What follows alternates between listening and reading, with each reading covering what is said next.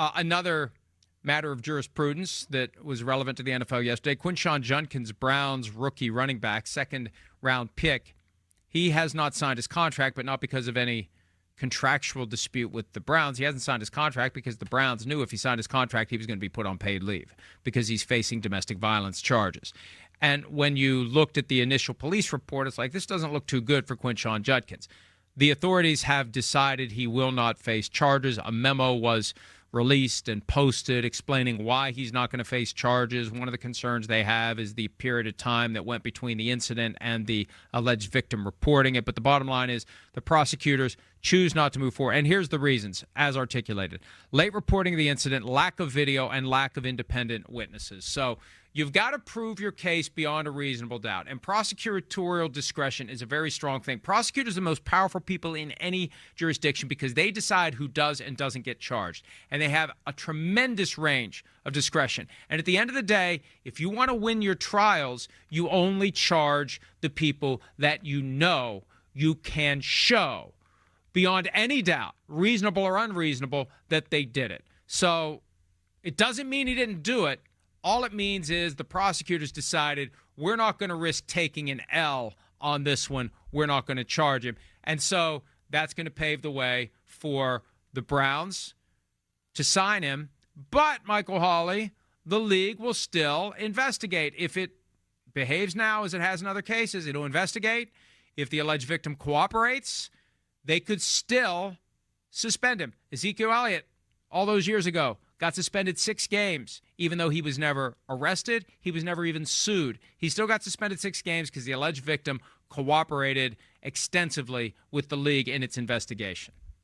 Yeah, these are tough situations. Anytime domestic violence allegation comes up, it's difficult. It's difficult for some players who say, wait a minute, somebody's trying to make an example out of me.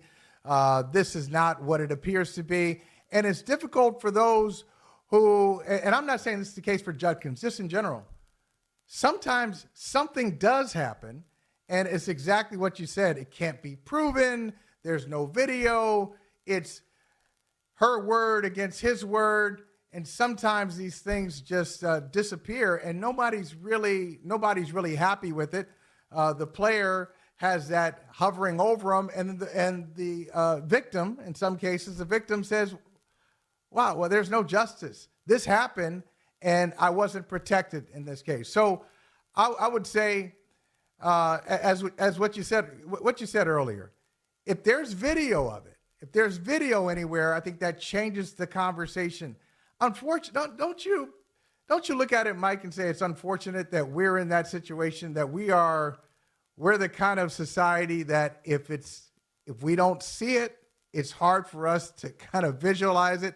It needs to be video for us to be outraged and to really to grasp the depth of the allegation. It is unfortunate, but it's not surprising. We live in post-truth America where you just say whatever you want to say, and if you want to say, I didn't do it, if you want to say, it wasn't me, a la Eddie Murphy all those years ago, wasn't me, just say it wasn't me. And if there's no video, it gets caught up in the stew of reasonable doubt. And that's the thing to remember. For a prosecution, you have to prove it beyond a reasonable doubt. So if the victim says he did it, alleged victim, and if Quinshon Judkins says I didn't, reasonable doubt. The difference when it's time for the NFL to look into this, and he absolutely falls within the auspices of the personal conduct policy, the standard is much lower for the NFL. It's not beyond a reasonable doubt. And if the alleged victim is willing to cooperate, that's the one massive flaw. It's a gigantic flaw in the personal conduct policy. They have no subpoena power.